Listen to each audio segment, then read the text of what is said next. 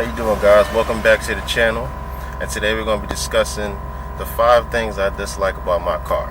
Now, don't get me wrong, I love my car. This is the best car I've ever owned, but it's not perfect. So let's just get into it straight up. The first thing I'm going to say about this car is these cup holders right here. I got a whole bunch of bullshit in here, but these 2 cup holders right here, they're great, but they weren't the best design. I've had a B5 S4, a B5 A4, and the cup holder design on that car was terrible. The B6, it got a little better, but it still was bad. The B7, it got a little better, but it's still bad. And I don't like this because you have your drink in the front right here, it's all good, but if you have another drink right here, it kind of restricts the armrest.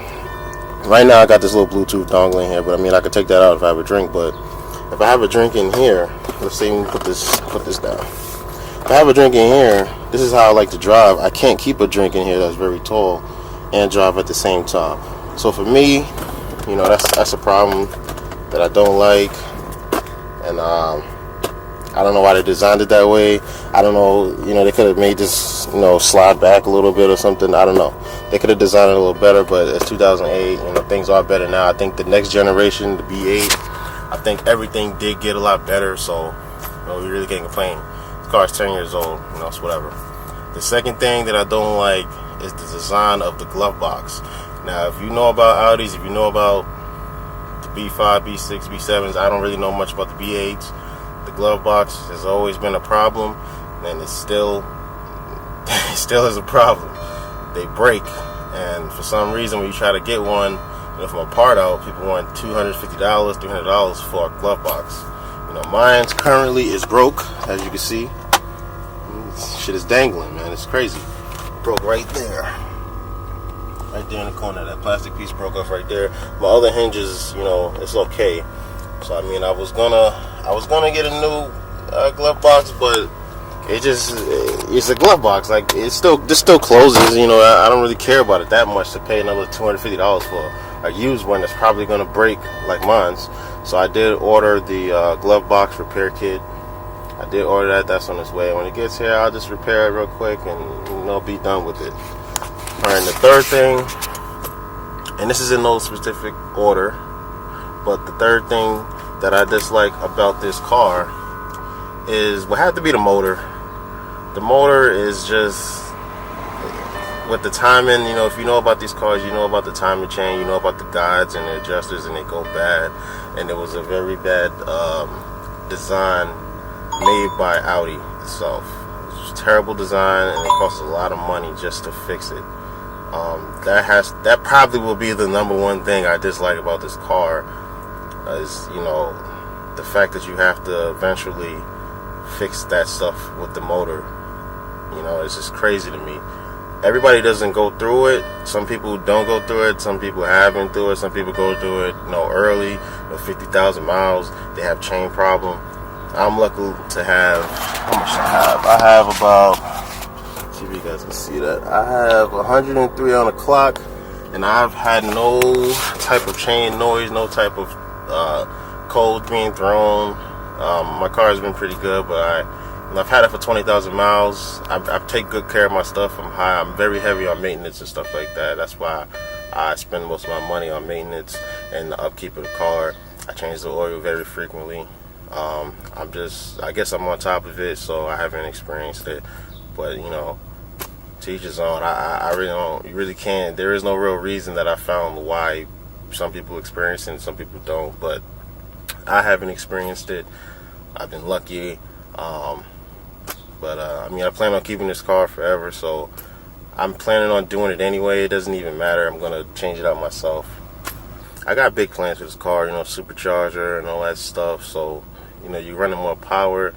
All the components of the motor is gonna be working harder, which probably is gonna push me right towards this shit failing. So probably when I'm at that stage where I wanna, supercharge and build a motor, and the motor gets pulled out, I'll just buy the JHM kit, which is like I think $3,500, $3,900, something like that, and I just get it changed for peace of mind. It'll be done. I ain't got to worry about it. It's in the back of my mind. But as of right now, I have no chain noise.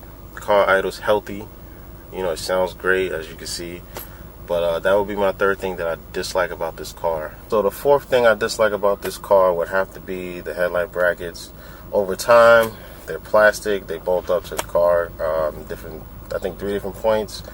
Over time, they break. Now your headlights just dangling there. You have to get some new headlights or get somebody who can weld plastic if you still have the piece. I don't even have the pieces on mine. They just flew and they're gone with the wind. But you got to buy a headlight repair kit. I'm probably going to do a DIY on that because it's my first time doing it. I can't find too much information on it myself, so when I do it for myself, I'll create a video and hopefully I can help other people with the directions. But I heard it's straightforward, so I don't, but you never know. Some people aren't as, quick with this stuff, so, I'll make a video to help out. But that would have to be my fourth thing, is the headlight brackets is terrible. It's one of those, pretty much one of those things that you just really can't avoid. The longer you keep the car, it's going to happen. It happened on my Jetta, my Mark V Jetta. It's happened on my 98. It's just inevitable. It's just one of those things that you're just going to have to deal with. The fifth thing in this car that I guess just bothers me is, it's another nitpicky thing. It's not nothing, crazy flawed, but I don't know if it's just my car in particular, but these vents right here, they annoy the hell out of me when I have the AC on or I have the heat on, because I don't know, for some reason right now, like, it'll sit down like this, but I can't like tweak it to like a certain position. For some reason they just feel very flimsy and they always end up like this, up like that. These two are fine. These two stay exactly where I want them to be, where I want the air to go. Those two are great, but these two in the middle, I don't know what the problem is with these. They always, I position them, I'll be driving, it's not even the bumps, it's just, after a while, it just ends up like this, pointing up at the sky. That right there annoys the hell out of me, especially when, especially when it's probably hot outside, because I need the AC on me. But when it's, when it's cold, like, I got the heated seats. I don't really use heat like that in the winter unless it's extremely cold. But I use heated seats, and that's pretty much enough for me. Yeah, those are the 5 things that I dislike about this car. I will be, posting a little bit more frequently, so like and subscribe, guys. Like and subscribe and stay tuned to my journey. And me making these videos and me doing a lot of DIYs. I have a lot of stuff that I want to do. I actually, I'm going to do an 18Z big brake kit upgrade. I'm going to do a DIY for that. I'm going to do, I'm actually building my custom exhaust. I'm going to do that.